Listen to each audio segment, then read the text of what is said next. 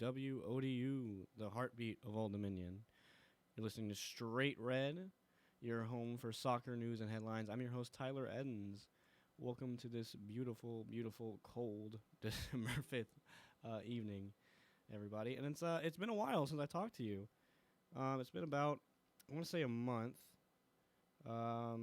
Yeah, I think a month now since I've done the last one. And there's reasons for that. It's just sickness and you're still getting over that. And then, of course, finals are coming up, so that's a big pain. But, yeah, I'm back. Just in time for Christmas break coming up very shortly. And, which I'm all excited for, but we'll be taking another break, of course, for Christmas break. So, after this, I should see you shortly after the Christmas holiday and that break. So, yeah, I'm excited, and I'm happy to be back. And also, I want to give a big thank you to everyone here at WODU Studios.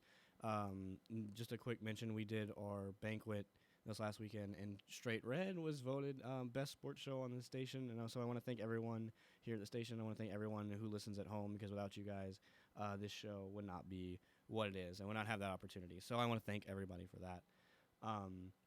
But enough of, tooting my own horn or anything like that, because that's not what I want to be doing. Before we go into everything that, we may have missed this last month, there's something more recent that we need to touch on. Something very heartbreaking.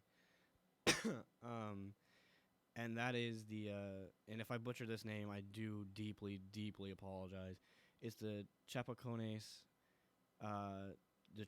tragedy. And for those of you who don't know what that is, earlier in the week, I think it was last week actually, the Brazilian team, Chapecoense, they were flying to Medellin, Colombia, for the final of the 2016 Copa Sudamericana.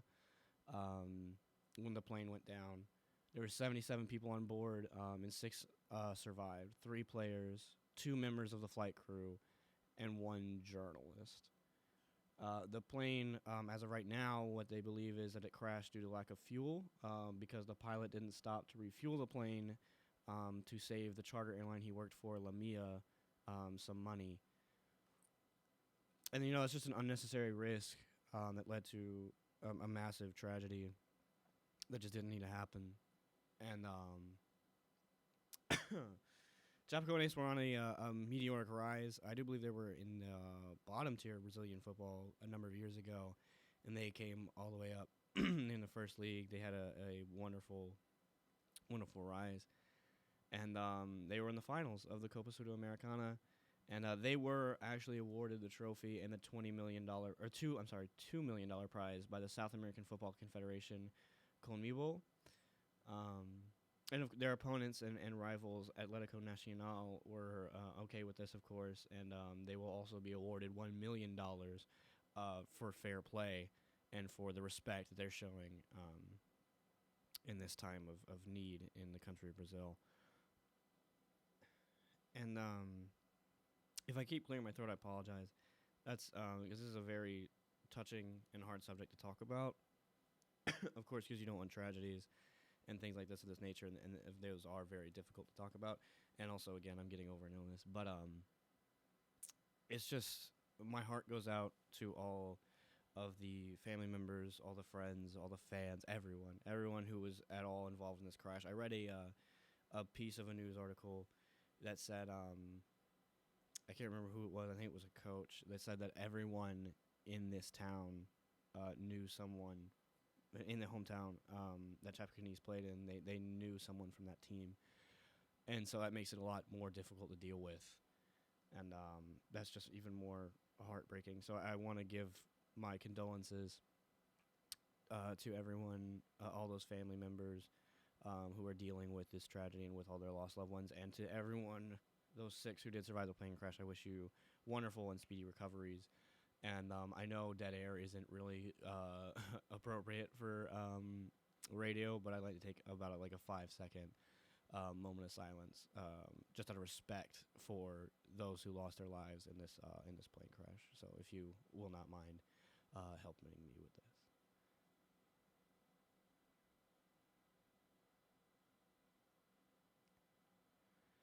All right. Well, as I say, the show must go on, and the world does not stop turning. So let's go through this. Let's see. Like I said, I've been gone for a month. I've been gone for pretty much a whole month. And so we missed a lot. I'm not going to touch on every single little thing that we missed because we would be here all day. And I want to try and keep the show to its usual hour. If we go over, I'm going to try not to, but if we go over, I'll try and keep it short. So let's get into it. Retirements. Miroslav Klose, wonderful German legend, retires at the age of 38. He's the World Cup's all-time top scorer with 16 goals. Scored 71 goals with Germany. He's their top scorer, and he has 137 international caps with the German national team. An unbelievable player, absolutely amazing. He was left without a club when his contract with Lazio expired last season, and he now plans to join Germany's coaching staff after being invited from current manager Joachim Low. So at least he's doing better and bigger things. It's sad to see a player of his caliber go, and but I do wish him the best in all of his endeavors. I do believe he retired from international football last season. I want to say I may be wrong on that, but it's just sad that he didn't get picked back up because I still think he had a lot left in him. He's 38 years old, so yeah, he's up there, but it is what it is. At least he's doing better things and he's moving on. Also in the retirement, Steven Gerrard retires from professional football. Liverpool words are hard. Liverpool legend. He released a statement where he thanked his teams, Liverpool and LA Galaxy, and he thanked the fans, he thanked his agents, his family, his friends. Really heartwarming and touching. Gave all his reasons why he's leaving. As the end to an illustrious 18-year career. He had 11 trophies with Liverpool, including the 2005 Champions League, 2 FA Cups, and 3 League Cups. He had about 710 appearances for the Reds, I do believe, and 114 caps for England. And there are rumors of him returning to Anfield in a coaching role, whether it be with the youth or on Jurgen Klopp's coaching staff, as he works up the tiers of getting his English coaching license. And again, I'm glad that he's moving on. I'm glad that he's doing bigger and better things.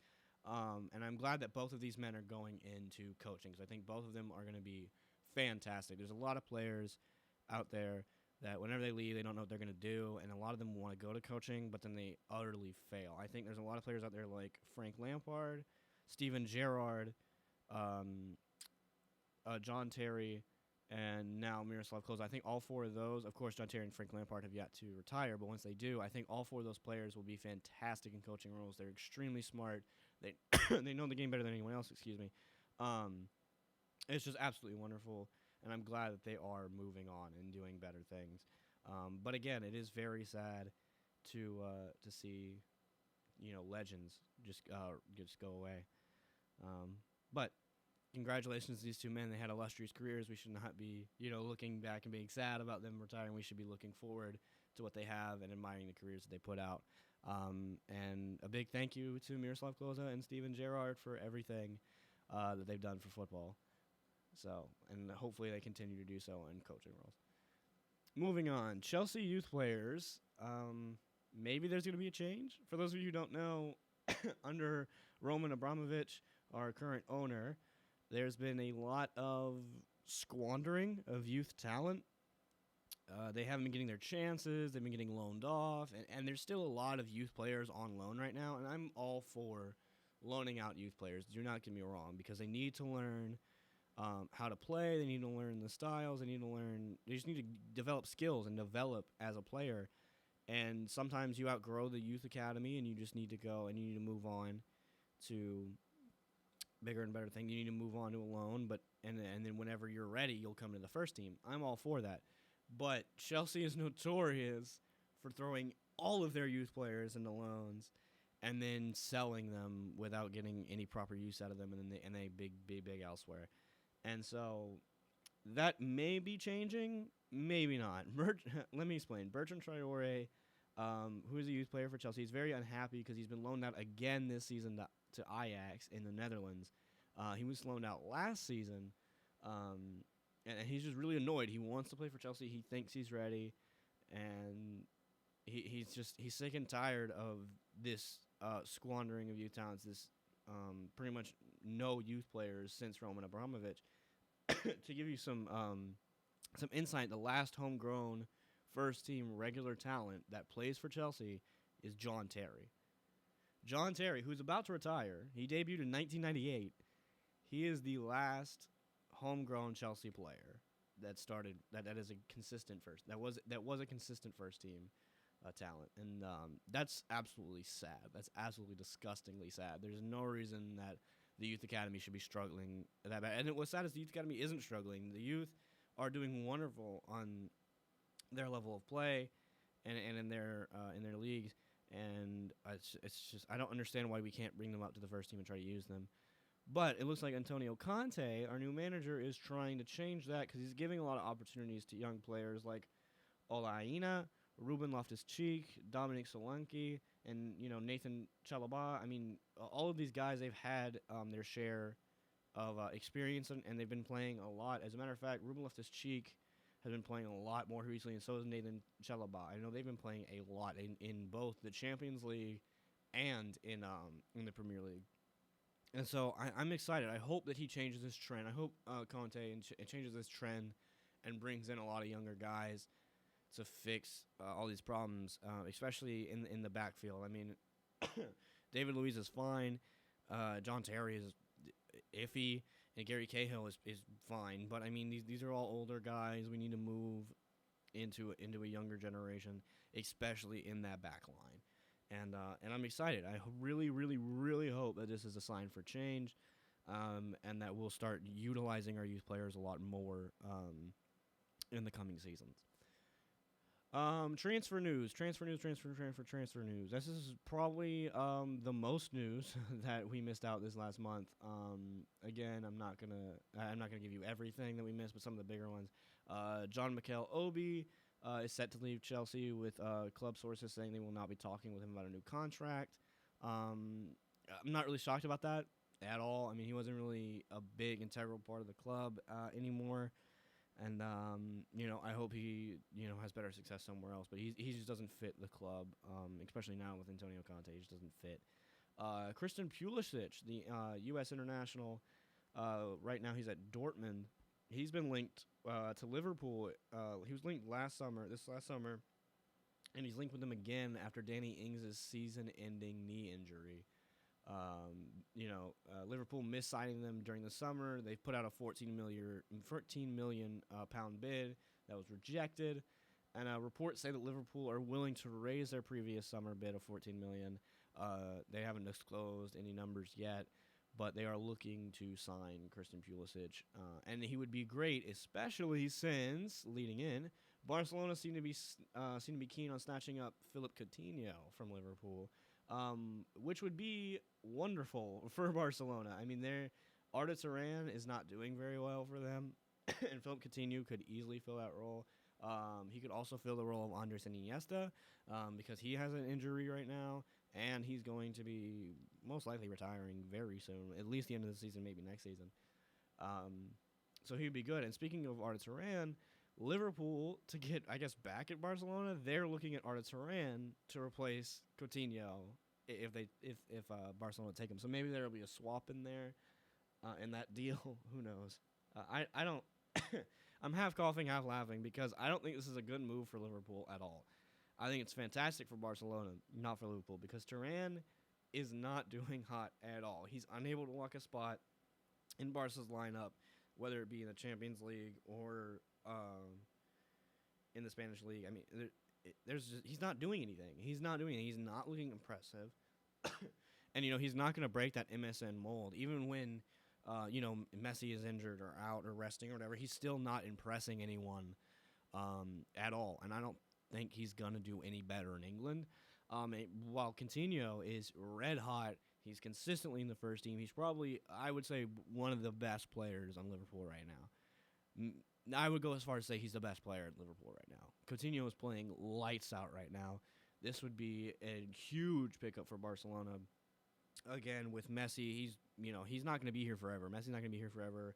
Andres Iniesta again is going to be retiring very very soon.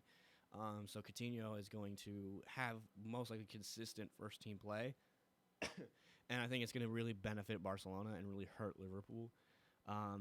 But something that is going to help out Liverpool a lot is that Coutinho has no buyout clause in his current contract, meaning that Barcelona can't, with some players they have like $20 million buyout clauses or whatever, 50 million, whatever. Um, which means that a team could go in and say, all right, well we're willing to pay that 50, whatever, that 50 million, 20 million, whatever it is, and then the club can't say no. They're like, okay, well that's the buyout clause, that's what it is, and then the talks go to the player at that point. But since he has no buyout clause, Liverpool can set this price tag as high as they want, and as of right now, there's a rumored £75 million price tag on Coutinho. Maybe even more. It might increase as we get closer to the January transfer window, but that's not going to ward off Barcelona or PSG, who's also looking at him. Real Madrid's also looking at him, but of course they're not going to be able to swing for him until the January transfer window of 2017. So I don't know. You can raise the price tag as much as you want, and I think if they get a lot of money for him, then of course it's going to be worth it. You get a lot of money for any player, it's going to be worth it. You can let any player go for any amount of money. You know why? Because you can bring in a whole bunch of other players that are going to help the team. And so, if Coutinho is going to leave Liverpool, then he needs to leave for as much money as Liverpool could possibly get for him. Because it's going to hurt them. Him leaving is going to hurt them. No doubt about it.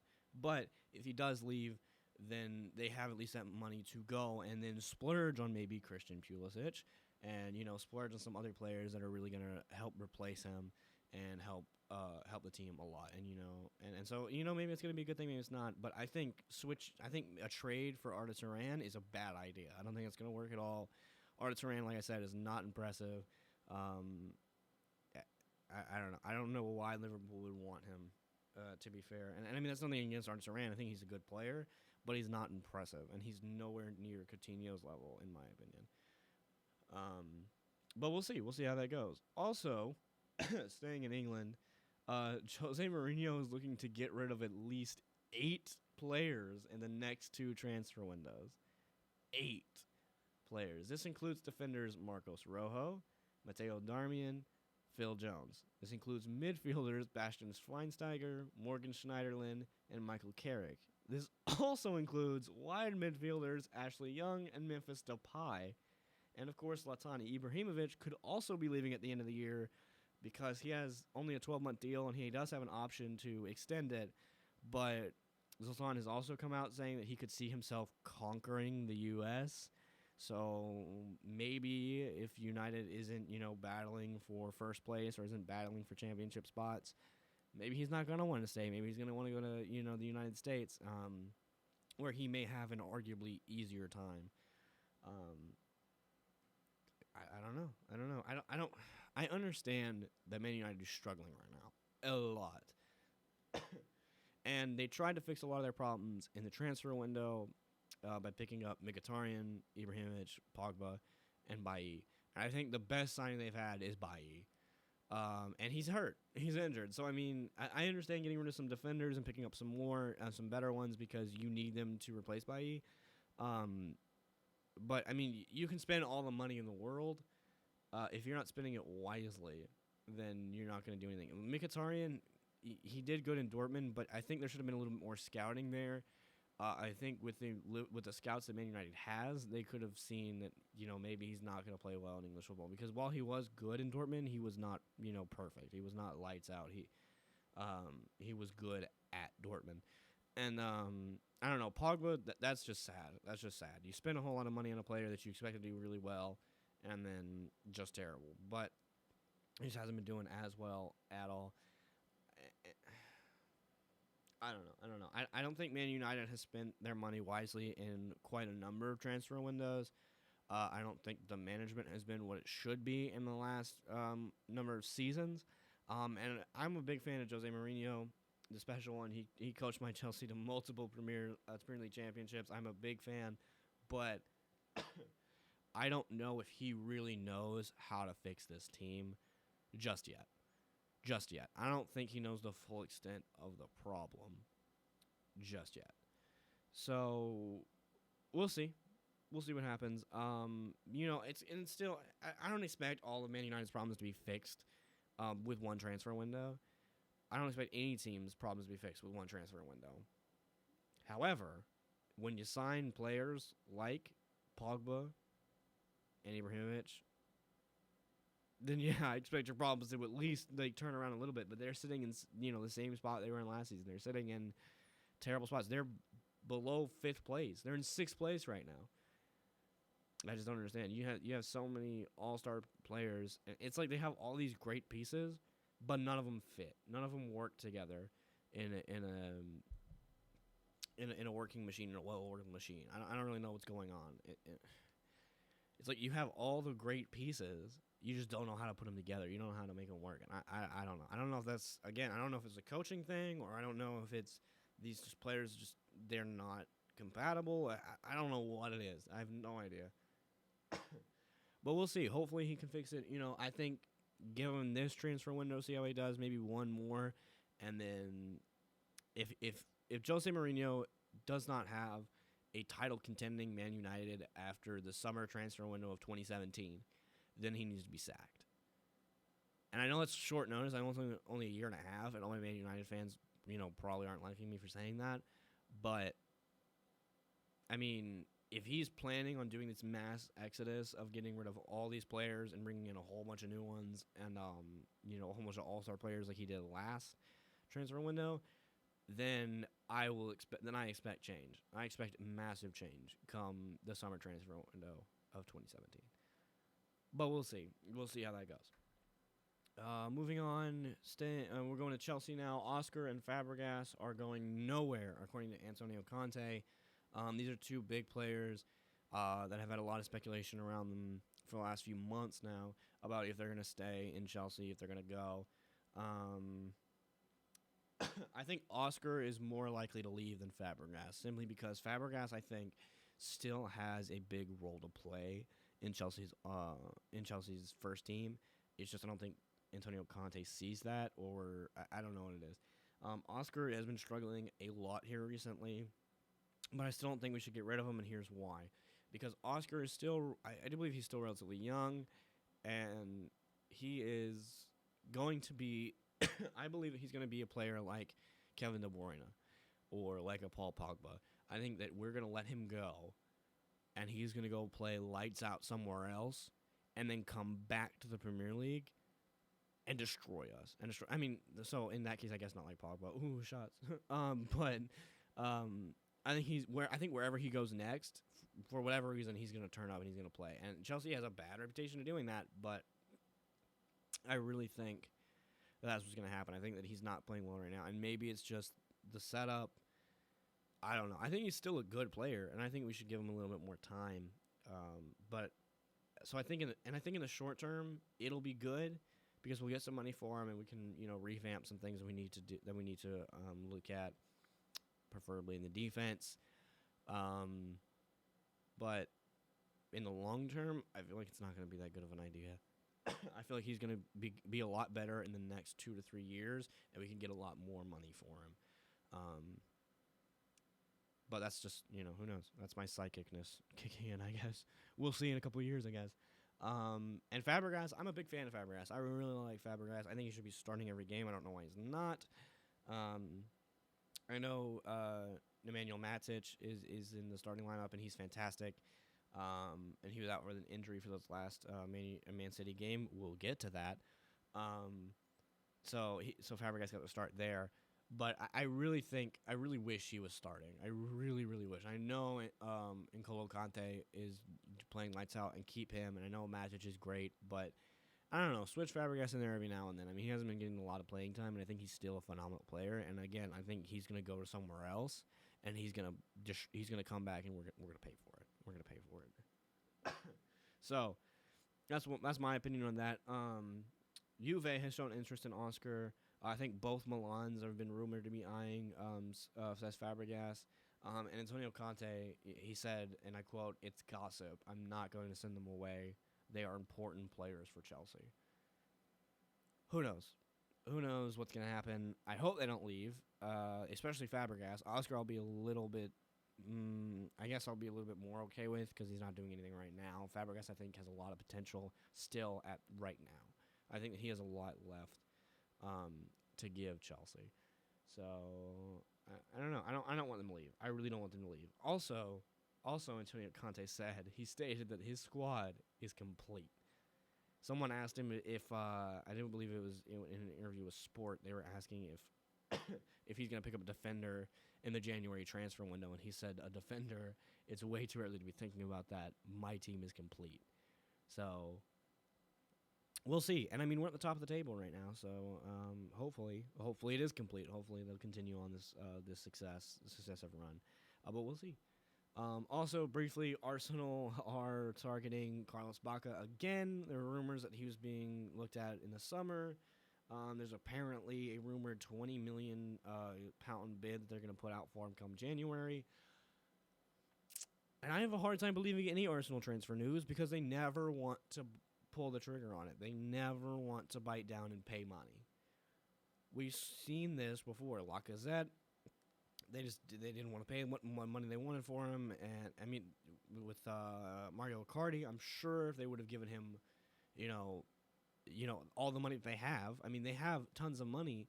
They could do something with it. I understand if you're a little club. I understand if you're a smaller club, maybe like West Ham. They're not the smallest. They're like a medium club. They don't have abundance of money like Man City or Arsenal do or Chelsea do or Man United do. So they can't afford to go spending, hundreds of pounds on a Paul Pogba. They don't have money to spend, maybe 20 million on Carlos Bacca. They don't have that kind of money. But Arsenal do. Arsenal has money to blow, and then if they make mistakes, they can go back and fix it with more money come the next season, come the next transfer window. Because their owners are just rolling in dough. So I don't understand why they're not using it. You're a big club with a lot of money. You need to use the money. Stop acting like you're a little club. You're not. Play like you got money. Buy players like you got money. That's the whole reason you need. That's the whole reason you needed the money. That's the whole reason you got the money was to get the big players to win the league. So why aren't you doing it? There's no reason that Arsenal should still be in these striking troubles of not being able to pull players and failing to pull the big names that they want to pull. So I don't know. Will Carlos Bacca be there after January? I don't know. Probably not. I don't see Arsenal pulling the trigger on this deal. I don't expect Arsene Wenger to pull it. I don't know. I don't see Arsenal picking up any big names come January because they're just too scared. They're too scared of wasting their millions and billions of dollars. Like I don't understand. If you got money, use money. Use the money because that's why you got the money. That's why you wanted the money was to get the players to win the league. So buy the players to win the league. I don't know. That's the end of transfer news for this month. Gonna do a little bit of self-advertising for WODU real quick. Because you know what, guys? It's just something that everybody needs. If you... Oh, I'm real bad, guys. I'm real bad. Listen, do you love karaoke, guys? Because I do. I know I do. Well, WODU Studios presents karaoke every Thursday night at Small Smokehouse and Oyster Bar. There's a local music library that has the best hit songs and old classics. You're guaranteed to find something you want to listen to, something you want to sing. You're guaranteed to have a good time. They have cheap burgers and drinks at Small Smokehouse and Oyster Bar every Thursday. With WODU, start your weekend early. Boy, was that a struggle. Look, guys, I'm not good at transitions or advertisements just yet, so bear with me. But yeah, come out to karaoke night at Small's Barbecue. It's every Thursday. You may see me there a couple nights. I'm going to be working some of those come this next semester. So yeah, come out and see everybody. Come get some nice burgers. I hear they have wonderful, absolutely wonderful burgers. So come out. All right. We'll try and do better on the next one. There's another one coming up. All right, so moving on. We're going to talk about international managers. Because the U.S. and England have had a shakeup a little bit in their managing quarters. Jurgen Klinsmann has been fired as the U.S. manager and technical director. This came after losing 2-1 to rivals Mexico in Columbus, mind you. In Columbus, the most American city in the United States I could possibly think of. You can't play anywhere southern, pretty much, because you're close to Mexico, and so that's going to be pretty much overrun by the Mexican fans. So it's not going to feel like a home game. We saw that whenever they played in California. Of course, they couldn't play in Texas because that's a big... a lot of fans from Mexico, stay there or stay close to there. Of course, it's right by the border. So Columbus is perfect because it's far away from the Mexican border. You're going to have mostly United States fans there. It's going to feel like a home game. You're going to have the fans behind you. And they lost 2-1. And it's so sad. They had the game, too. It looked like they had the game, and then they just let Mexico crawl back. But that's not the reason he was fired. That's not the only reason.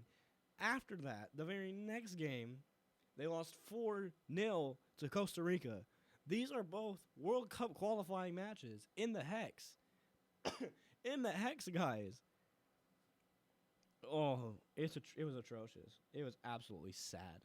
And I'm a big U.S. fan, and I'm also a big Mexico fan. So the Mexico game was kind of a win-win for me because, like I said, I'm a big Mexico fan. But still, the Costa Rica game, 4-0.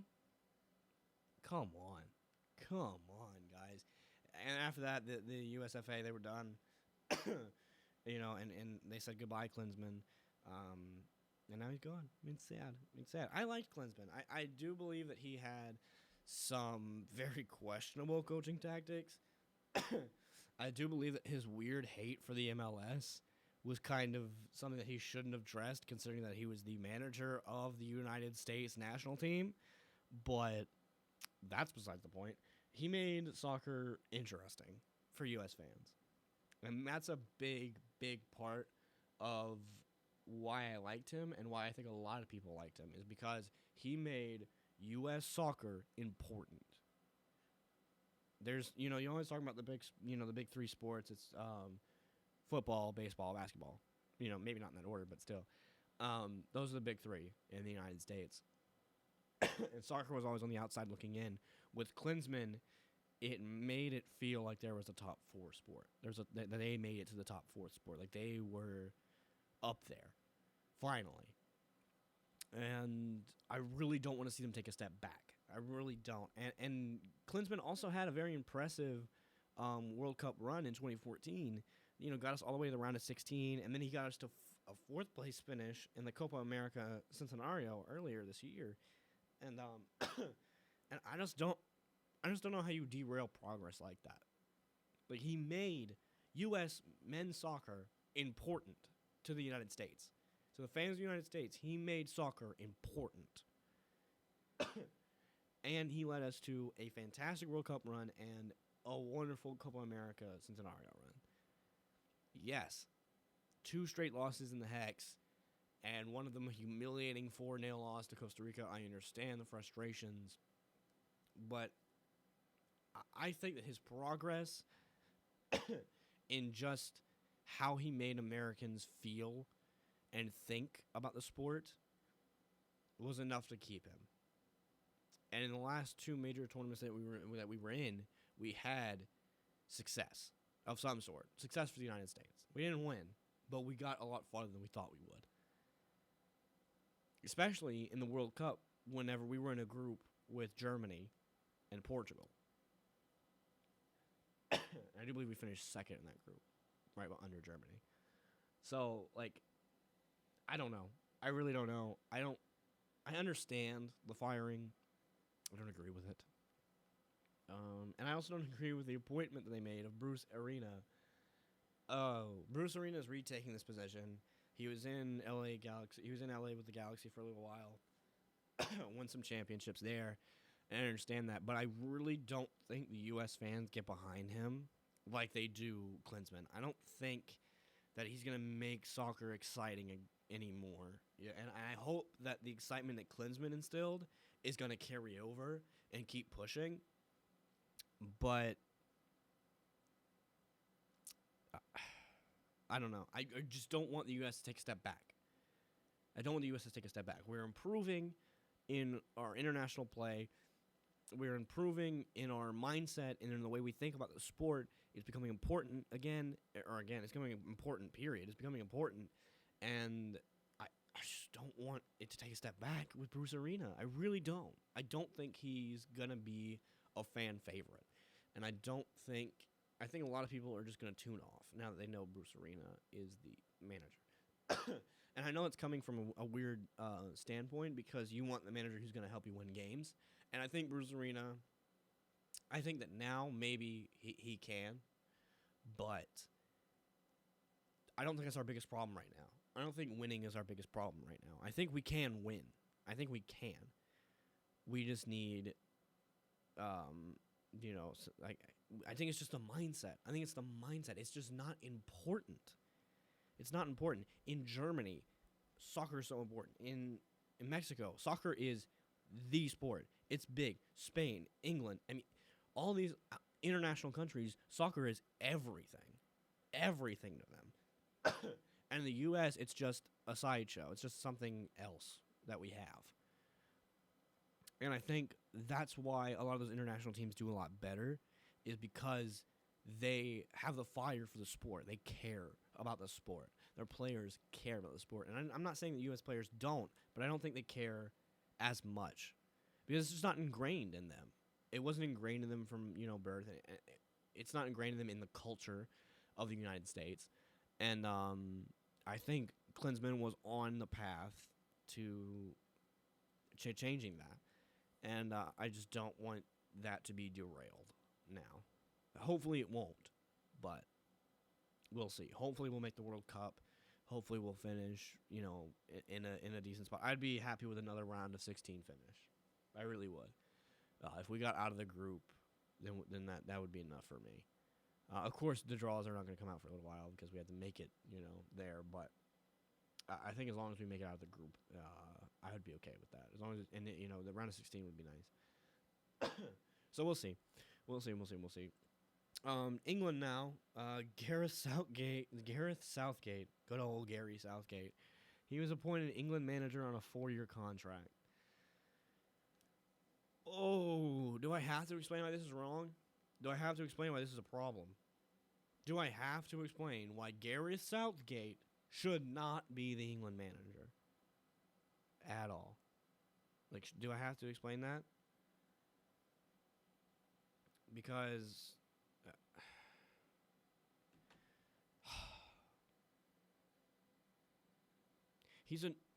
oh my god. He cannot lead a league team to a championship. Why do you think he's going to lead your international team to one? I understand he's interim because, of all the things with Sam Allardyce talking about how he could get around FA rules and stuff like that. So I understand. But come on. Gareth Southgate is your answer. Gareth Southgate. I swear, I don't know what the FA is doing in England anymore. They must just be like, well, he's better than Roy Hodgson. We're good. That's all we needed. As long as he's better than the last guy by at least a bit, by at least a millimeter. As long as he's a little bit better. Wipe your hands, boys. We done a good job. We done it. Come on. England's going to continue their losing ways. Mark my words. England, if they qualify for the World Cup, will not make it out of their group. Will not make it out of their group. He's had a successful interim spell for 2 months? I understand there's not a lot of other people that could have been given that position. I understand there's not a lot of other people that would take that position because that position is poisoned. If you take that, then you're doomed. You're pretty much set up for doom, for failure. Because it's just like every single manager who's taking it in the last number of seasons is just, they've been cursed. They've just had worse and worse and worse and worse and worse finishes. And I think it's going to continue. I don't think Gary Southgate's going to change that in any way. Good luck, England. Good luck. This brings up a big important. This brings up a funny question. Actually, I was watching a show the other day on YouTube that deals a lot with soccer, and they got a question in from a fan that said, "Who do you think? What's going to happen first? The U.S. winning their first World Cup or England winning their second?" Oh, I think if we would have kept Jurgen Klinsmann, then the U.S. would have done it first.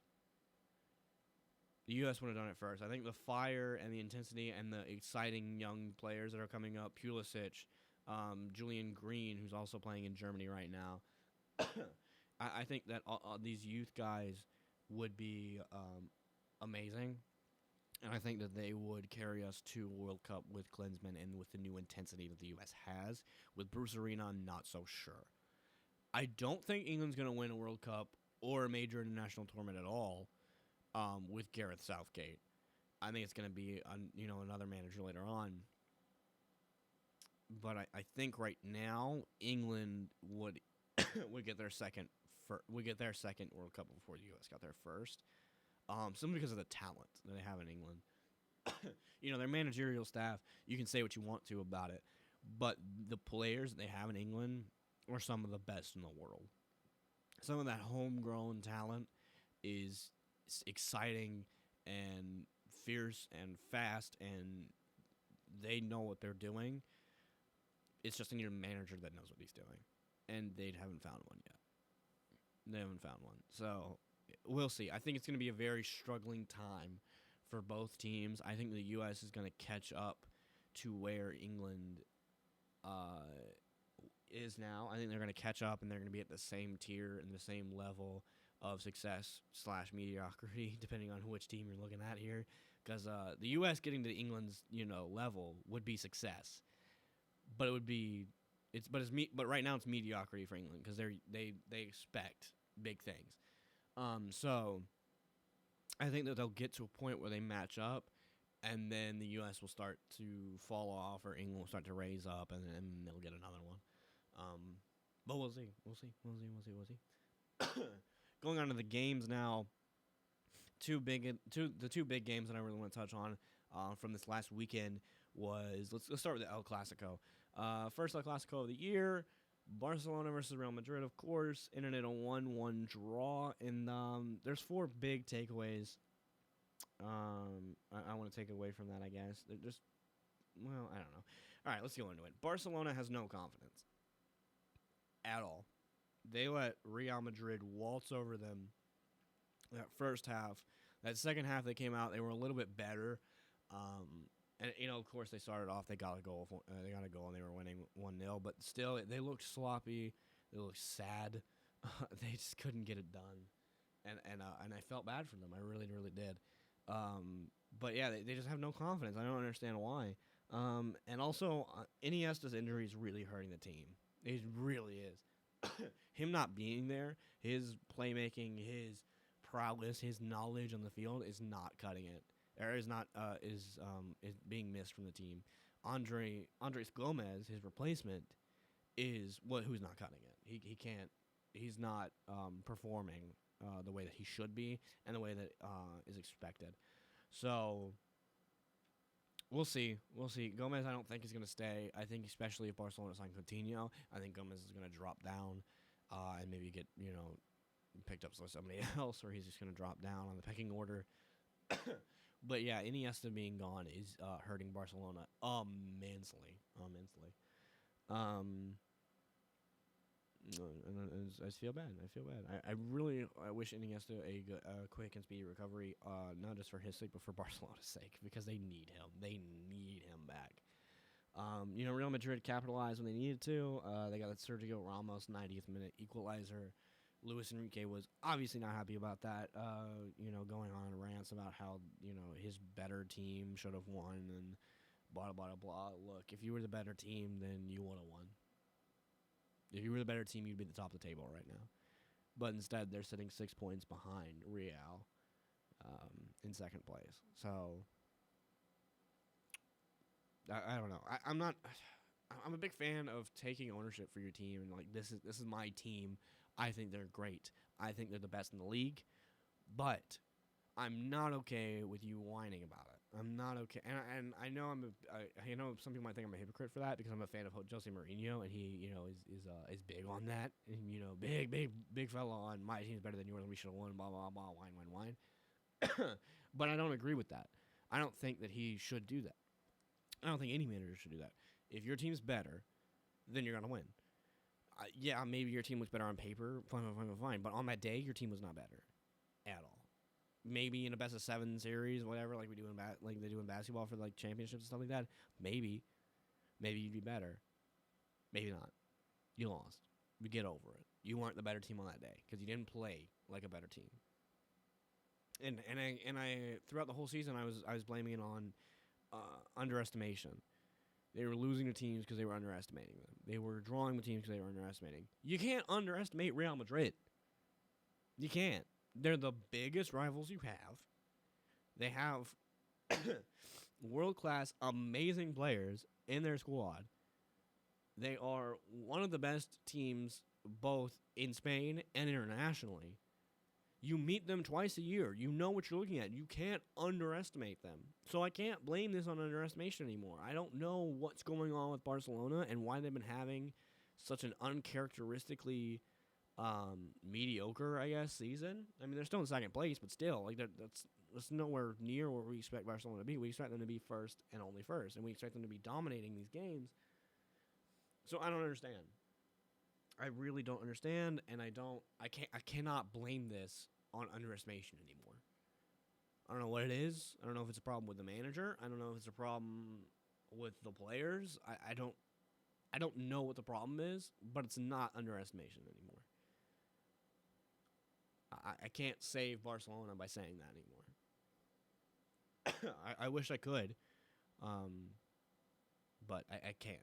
Something's wrong, and they need to figure out what it is. So I don't know. Maybe it is just the confidence. Maybe they just don't have confidence.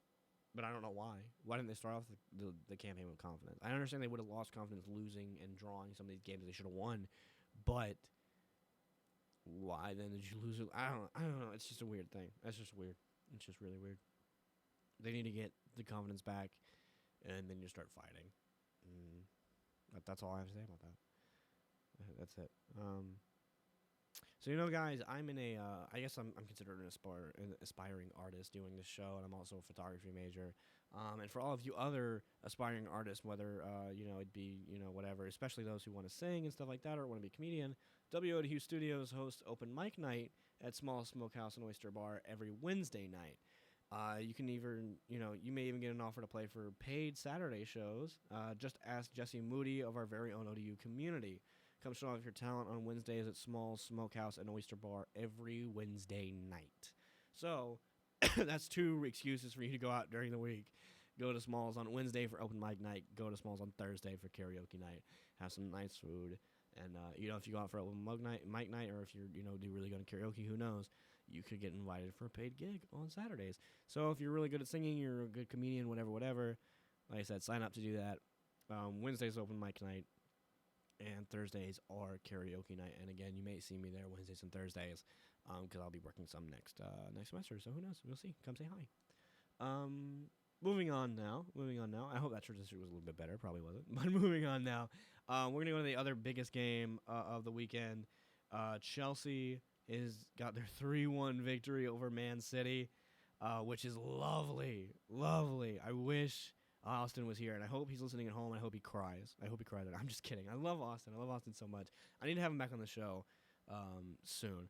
I'll talk to him soon. But, again, Chelsea got their 3-1 victory over over Man City, excuse me, this last weekend.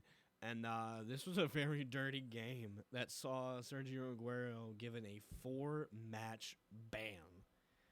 4-match ban. This is his second ban of the season so far. He was sent off for a nasty, nasty tackle on David Luiz. He went in with both feet and raised, and his studs drove into Luiz's knee. I mean, absolutely just drove in. And he was sent off. And he was sent off for that. Also, that led to a brawl on the side of the on the touchline, and Fernandinho of Man City was sent off for grabbing Fabregas by the throat multiple times and giving him a shove. Um, and to be fair to Man City, to be fair, I am a Chelsea fan, but I am fair. Luis definitely should have been booked for a tackle earlier in the game on Aguero. Probably sent off because that was a dumb challenge. It was absolutely dumb. It should not have happened. So he definitely should have gotten booked for that.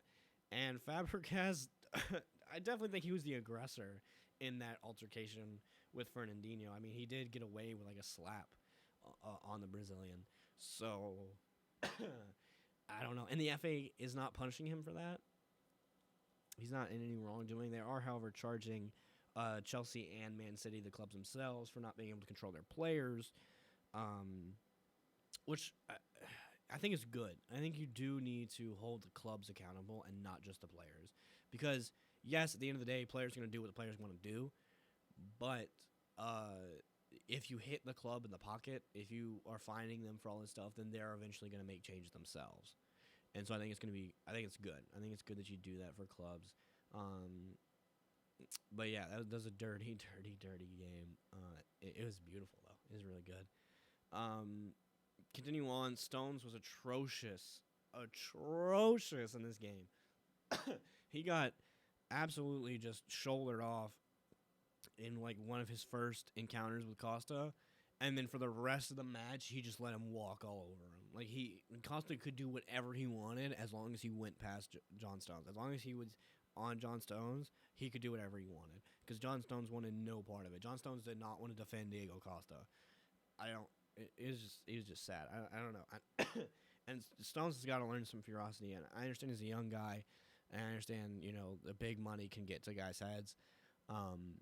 But you still got to play football, man. Like you still got to go out there and play. And I don't think you can call what he did in that game playing. He was just there. He was just there, and I think he cost Man City that game. Not by himself, of course, but I think the defense was really lacking because he just didn't want to defend, and it was just sad. Chelsea is fierce on that counterattack. We're pacey with Eden Hazard on the wing. And man, oh man, is it scary? I feel bad for the other teams. I feel bad. I really do. And can you guys hear that I'm blushing? I'm blushing. I'm really happy because this is a good win, and I'm really happy that Chelsea's on the up and up. You got a fierce counterattack, and Fabregas again getting this. Nemanja Matic was out with an injury. Fabregas got the start, and he looked beautiful. Antonio Conte gave him praise after the match. Excuse me. Gave him praise after the match, and he's just fantastic. I love Fabregas so much. I really, really, really want him to break back into that first squad, into that first team, and get some playing time. And who knows, maybe this game was enough. Maybe this was enough for Antonio Conte and for some of the higher ups to see that he's still got something left for us. Like he can still be an integral part of the squad. And I really hope so, because he's absolutely wonderful. Absolutely love Fabregas. And with that win, that puts Chelsea as league leaders, 3 points ahead of second place Arsenal, and that puts Man City in fourth place behind Liverpool, only on goal differential. So it's still fairly early. Of course, we have the January transfer window coming up, and that's going to shake up some things, and we'll see how that goes. But I'm excited for the rest of the season. I'm excited. Liverpool is doing fantastically, and if they can take Christian Pulisic, and if they can keep Coutinho, then that's going to be an atrocious team I don't want to meet. I do not want to meet them later on this season if they can pull Pulisic and keep Coutinho.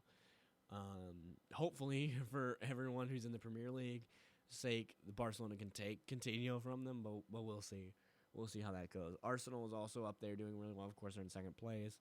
Man City is, of course, still dangerous, especially with Aguero out. It's going to suck. It's going to be terrible for them because Aguero is an integral part. But Iheanacho is not a bad replacement at all. He is not Aguero level yet, of course, but Iheanacho is a stud, and he is going to continue and play phenomenally. So I'm not too worried about Man City in these next four matches. I think they'll be fine. Who else is under there? Tottenham's in fifth. Tottenham's kind of slumped off a little bit, but I think they still have a chance to come back. Mauricio Pochettino, he's probably one of the best man. He's he is top tier manager in the Premier League right now. I would say he's in the top three right now. Top four, top four, top four of the managers in the Premier League right now. Because I have to put Antonio Conte up there. I have to put Pep Guardiola up there. Jurgen Klopp, you just can't ignore what he's doing over there in Liverpool, and then of course Mauricio Pochettino, he's doing outstanding, absolutely outstanding.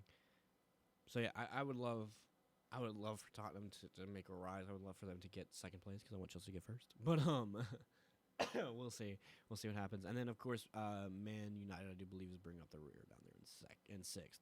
So that's kind of sad. Also, Leicester City is not doing that hot. At all. It looks like they're going to be in a relegation battle at the end of the season, which there's been a lot of people coming out and saying that they could be the first team in a long time. I can't remember how many years it's been, but the first team in a very long time to win the league and then get relegated the season after. So that would be terrible.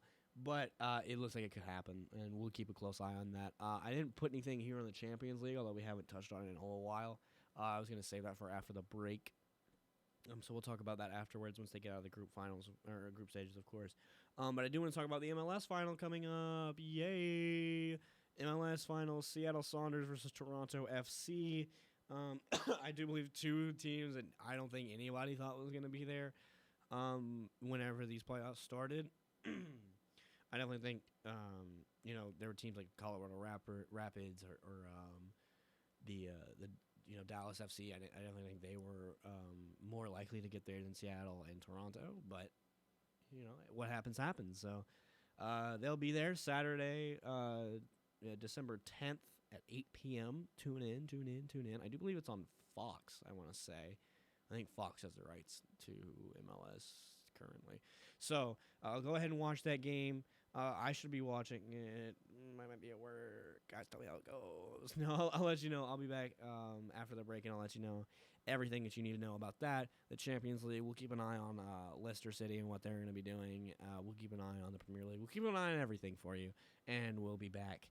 I'm sorry I took such a long break again, but, stuff gets in the way. Coming next semester, the show may change times and maybe even change days due to my schedule, and I will let everyone know that. I'll put something out on my Twitter, I guess. You guys can follow me at Tyler Adams on Twitter, and I'll put something out there for you guys who listen, I don't know, and who are not my family and who do not follow me on Facebook, because, it's at Tyler_Adams. The T and the E are capitalized. Follow me there, and then if like I said, for anyone who's not my family who wants to know what's going on with the show, you can get everything there. I'll let you know about the time changes, should they be in effect. But yeah, there you go, guys. That's everything for this week. I'm very happy that I kept it under an hour. And you know what? I hope you all have a absolutely wonderful, wonderful, wonderful weekend. Or week, rest of your week. Finals week's coming up, so good luck to everybody there. And thank you for tuning in to the Heartbeat of Old Dominion WODU Studios. Thank you again for making this show the best sports show on the station. I really, really appreciate it, guys, from the bottom of my heart. I appreciate it so much. And thank you, of course, for that moment of silence earlier in the show. Again, condolences go out to Chad McConaughey and their team and everyone dealing with that tragedy. Football, is a sport where I think it brings people together, and there can be a lot of division, as you can see with some ultras and with some big problems and some big rivalries. But I think at the end of the day, football is a very inclusive sport, and I'm happy that everyone's rallying around this team and around Brazil in general to help them through this. And so just a big applause to the world right now. Just a big applause. I know it can be kind of bad sometimes, but I think if anything positive comes from this tragedy, it's the togetherness that it's going to bring, and that it is bringing to the people of Brazil and internationally. So I want to thank everybody for that. But again, thank you for tuning in to Straight Red. I've been your host, Tyler Edens. I will see you after the break. Maybe new time, maybe new day. Like I said, I'll let you know. Thank you so much for everything. And I will see you guys later.